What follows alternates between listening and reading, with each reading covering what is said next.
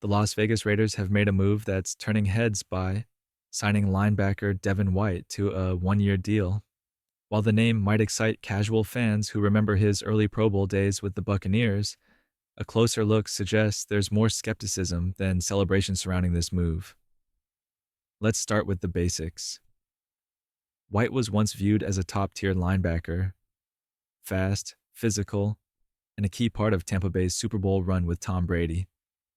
But his recent play tells a different story.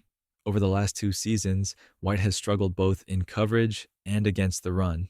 His performance dipped so far that he was cut by the Eagles and only ended up on the Texans due to injuries in their linebacker room. The key concern? He's simply not the same player he was a few years ago. While tackles may look impressive on paper, they're one of the most misleading stats in football. White's inconsistency, poor coverage skills, and lack of physicality in key moments have made him a liability more than an asset. So why did the Raiders sign him? The connection to new assistant GM John Spytek, who worked with White in Tampa, is likely a factor. But Raiders fans have a right to question if bringing in players based on past relationships instead of current production's a smart strategy. This move feels similar to the recent addition of Alex Cappa, another Spytek guy, who's coming off a rough season. If White is brought in strictly as depth or to play a hybrid role as a situational pass rusher, it might make sense.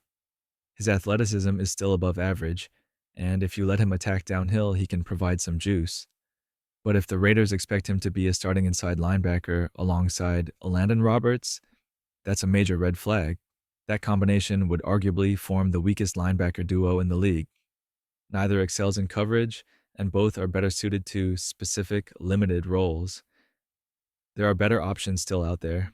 Names like Kwon Alexander, Isaiah Simmons, or even Kyzir White would provide more balance and upside.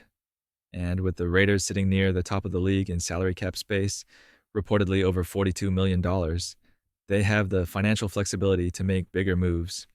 Ultimately, the hope is that White is just a depth piece and not a centerpiece.